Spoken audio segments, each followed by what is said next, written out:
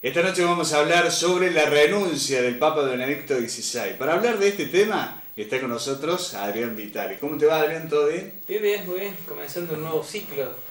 2013, ¿no? Un nuevo ciclo 2013. comenzando. Después de un buen descanso comenzamos de nuevo, ¿no? Sí, sí, está bueno que sea un espacio donde podamos ver y analizar, digo, la realidad que vamos viviendo cotidianamente, no solamente local, sino también universal, ¿no? Como el caso de Benedicto, el caso de Chávez, y bueno, y todo lo que va sucediendo, que de alguna u otra manera siempre nos mantiene interesados, ¿no? Un tema polémico, Adrián, ¿no? Y ¿Quién la, fue Benedicto XVI? Bueno, tenemos que decir que Benedicto XVI tiene varias etapas. Cuando era joven era un teólogo prestigioso, que formó parte de los asesores del Concilio Vaticano II, que fue la gran renovación en la Iglesia en 1963, convocado por Juan XXIII y que termina en el 65. Él junto a Han King fueron los grandes teólogos que aportaron un montón de ideas nuevas para la renovación de la Iglesia, ¿no? Y la segunda etapa de Benedicto XVI, la etapa cuando se suma al poder y al gobierno de Juan Pablo II, donde en realidad cierran todo lo que habían hecho en el Vaticano II y se vuelve a la iglesia del medioevo, ¿no? La iglesia conservadora, una especie de restauración. Cuando hablamos de restauración no se habla de hacer algo nuevo, sino de restaurar lo viejo en la actualidad y en el presente, ¿no? Y Benedicto fue parte de eso, ¿no? De esa restauración de lo pasado. Renunció a su posición, digamos, progresista del Concilio Vaticano II a pasar a una posición conservadora, ¿no? Y al final nos sorprende con la renuncia, que es un acto progresista, ¿no? Llama la atención, Adrián. ¿A qué se debe esta renuncia? Bueno, primero tenemos que decir, en una institución donde hacía 600 años, casi 600 años, nadie renunciaba, que alguien renuncie, que se despoje del poder, cuando todos los que buscan es apropiarse del poder y si pueden morir con él, mueren. ¿Cuántos buscan reelecciones indefinidas? Este señor, este hombre, renuncia, digamos, al poder absoluto, porque el papado es una monarquía absoluta, una de las últimas monarquías europeas, ¿no? Y que renuncia a la corona del rey, ¿no? La verdad que llama la atención. Pero lo que tenemos que analizar es, bueno, ¿qué pasó dentro del Vaticano, ¿no? Porque Benedicto dijo, renuncio porque no tengo fuerzas humanas, físicas ni espirituales. Pero después Benedicto, en el lapso, él anuncia el 11 de febrero que va a renunciar el 28 de febrero. Pero durante esos días Benedicto siguió haciendo cosas, siguió haciendo anuncios y siguió haciendo movimientos, haciendo uso de su potestad suprema y absoluta. Empezó a descabezar la cúpula de su enemigo, digamos, que era Bertone, el cardenal Bertone, que vendría a ser como el segundo en jerarquía de él, que era el que manejaba gran parte del poder vaticano, porque la curia vaticana es terrible, ¿no? Bueno, a los laderos de Bertone los sacó y los mandó de embajadores a Colombia y a Ecuador, ¿no?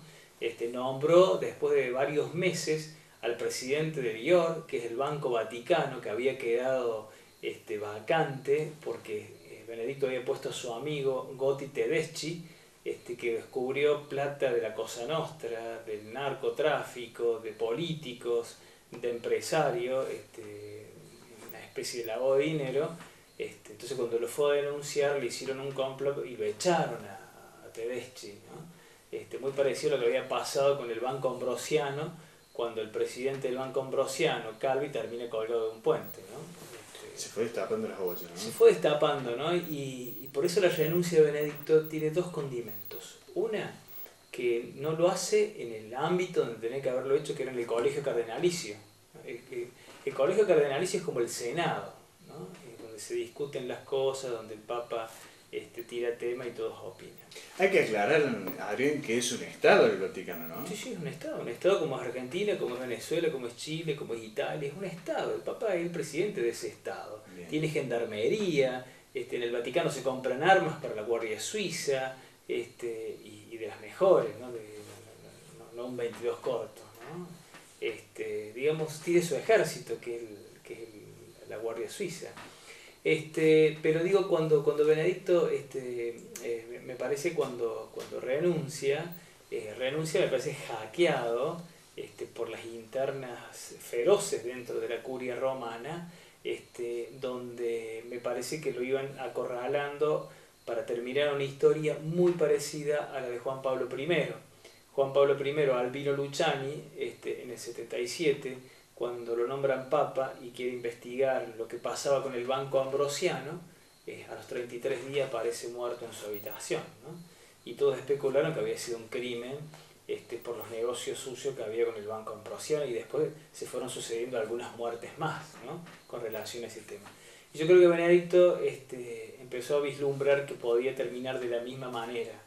Por eso él, a su anuncio de la renuncia, lo hace en un acto público, en un acto eclesiástico público, buscando protección en la prensa internacional. Una vez que se hizo público, nadie lo puede tocar ahora. ¿Por qué se especulaba que ya la renuncia lo había tomado una decisión en diciembre aproximadamente? Por los escándalos del Batilic, que eran las filtraciones de documentos de su escritorio, de sus cartas personales, que terminan condenándolo al mayordomo, Paolo Gabriele, diciendo que él había filtrado las cartas. Yo estoy convencido que había cardenales dentro de esa estrategia o de esa conspiración para poder desestabilizarlo. Yo creo que ese fue el episodio que determinó su decisión, porque se dio cuenta que no podía manejar, que ya no manejaba nada, ni siquiera su propio escritorio. O sea, estaba a un paso de la muerte, porque en el poder absoluto no se puede renunciar. El poder absoluto se termina con la muerte, porque la renuncia es una derrota para la institución. Entonces la institución no puede soportarse. Por eso a los papas, en esa lógica perversa del poder, tienen que morir por más que den lástima, como Juan Pablo II al final de su vida, era un anciano enfermo que lo mostraban ahí para que diera lástima. Bueno, el poder termina, digamos, asimilándose de esa manera. Se muere en el poder y no se puede renunciar. Entonces, al renunciar Benedicto, descolocó a la curia vaticana, que les ha armado un lío bárbaro, y durante ese tiempo que él anuncia su renuncia fue acomodando muchas cosas Benedicto. Puso un nuevo presidente en el Banco Vaticano, que era un alemán, gerente de una fábrica donde construyen fragatas de guerra. Es el nuevo presidente del Banco Vaticano. Empezó a poner en puestos clave a gente ligada a él y no a Bertone, y quedó clara que la puja había sido con Bertone, no el cardenal Bertone. Y siguió haciendo anuncios diciendo que el demonio estaba en el Vaticano, que había corrupción. Empezó a largar algunas cosas, ¿no?, que el pecado era la soberbia, hablando de que no hay tanta unidad. Se fue tirando cosas, ¿no? Y que yo no me voy, yo voy a estar, ¿no? Porque está haciendo acomodar ahí en un monasterio de monjas, fíjate que absurdo, de monjas va a tener un varón, ¿no? Va a estar viviendo Benedicto XVI en ese lugar, y yo creo que va a ser un papa en la sombra, ¿no? Porque es un papa emérito y es un caso muy particular en la iglesia. Nos estamos metiendo en una cuestión interna, ¿no? Se hablan de grupos, ¿sí? Dentro del Vaticano. Bueno, lo que pasa es que el Vaticano está formado como si fuera un gobierno, con secretaría, direcciones, se llaman dicasterios, congregaciones se llaman, y donde se maneja mucho dinero, mucho poder, ¿no? Escúchame, los únicos que pueden elegir al Papa son los cardenales, y dentro de todos los cardenales del mundo la mitad está en Roma. O sea, ellos nombran, se garantizan el 50%, y después afuera nombran algunos más que, o sea, ya no buscan a tipos lúcidos, sino tipos obedientes y obsecuentes, nada más, como han sido los obispos que han ido nombrados en este tiempo, ¿no? Todos obispos conservadores del Opus Dei, que sean perseguidores de la ley, tipo Inquisición, no se busca pastores, ¿no?, que anden con el pueblo, sino que cuiden el tesoro de la fe, entre comillas, ¿no? Los cardenales que participan en el cónclave, ¿tienen que estar limpios, Adrián? Porque se hablan de ciertos cardenales, como por ejemplo el de Estados Unidos, que ha cubierto curas, pederastas y demás. En realidad ninguno de ahí está limpio. ¿Por qué? Porque, le expliquemos a la gente, cuestionan al cardenal de Nueva York porque encubrió a sacerdotes pederastas, sacerdotes que abusaron de niños. En realidad, en 1965, se expidió un decreto por Juan XXIII donde se explicaba o se sostenía un protocolo para tratar el tema de la pederastia. Y el protocolo hacía hincapié en el tema del silencio. O sea, todos los obispos y todos los cardenales que están ahí sentados en el cónclave, todos en sus diócesis, en sus archivos secretos, tienen este documento que explicaba cómo había que tratar el tema de la pederastia. Había que hacer silencio y al cura pederasta trasladarlo del lugar. O sea, todos son cómplices, todos están involucrados. No tiene que haber ninguno ahí para poder elegir al Papa si ese es el criterio que se le quiere aplicar al cardenal de Estados Unidos, ¿no? El cónclave, Adrián. Teóricamente cuando fallece el Papa demora 15 días aproximadamente para lograr a reunir todos los cardenales. Sí, en realidad es así. ¿Qué sucede en este caso? En realidad son entre 15 y 20 días, después que fallece el Papa o después que renuncie el Papa. Como acabó mucho tiempo, porque Benedicto lo anunció el 11 de febrero, que renunciaba el 28, o sea, todos sabían, no es que dijo el 28 renuncio. Ahí está el tema. Pero el tema de los 15 y 20 días de espera después que el Papa fallecía, era para que los cardenales de todo el mundo pudieran llegar. Claro. Pero hoy, bueno, las comunicaciones son mucho más fluidas que antes y los medios de transporte también, ¿no? Así que por eso se adelantó ahora las reuniones preparatorias. Y las reuniones preparatorias son donde las congregaciones exponen la situación de la Iglesia a todos los cardenales, porque una vez que los cardenales entran en el cónclave ya no pueden hablar entre ellos, porque es como un retiro espiritual, donde según dicen ellos, yo siempre digo que lo ponen de cómplice el pobre Espíritu Santo, que debe estar muy lejos de eso, que es el Espíritu que va a elegir, bueno, a ver quién es el que va a conducir la barca de Pedro, ¿no? Pero ahora están en esas reuniones preliminares donde las congregaciones van exponiendo la situación de la Iglesia. La congregación para la doctrina de la fe, la congregación de la relación con el mundo, con la política, con la cultura, todos van exponiendo a los cardenales la situación para hacer, digamos, un bosquejo de cuál es la situación de la Iglesia hoy en el mundo, ¿no? Y una vez que terminan todas esas exposiciones, bueno, ahí ya el colegio cardenalicio determina cuando estén todos, porque todavía no están todos, y es un signo interesante, faltan dos, y sobre todo uno de Polonia que todavía no llega, y hasta que no llegue se nos pueden determinar cuál es la fecha. Yo creo que ese está enojado por la renuncia de Benedicto, por eso está demorándose y está estirando el tema, aunque sea para que se cumpla la cuestión canónica que Benedicto la había, digamos, modificado, ¿no? ¿Qué sigue ahora, Adrián, con estas versiones del Papa Negro, que vienen otras, según algunos profetas, como por ejemplo Benjamín Solari Parravicini, en 1939 dijo, por medio de sus dibujos, escribía y decía, nueva era llega, mundo en disfraz. La Iglesia entregará su otorgamiento a la renunciación del papado, y el nuevo será joven de ideas. Está hablando de una Iglesia nueva, ¿puede ser? Ahí también en la profecía de San Malaquías, de 1595.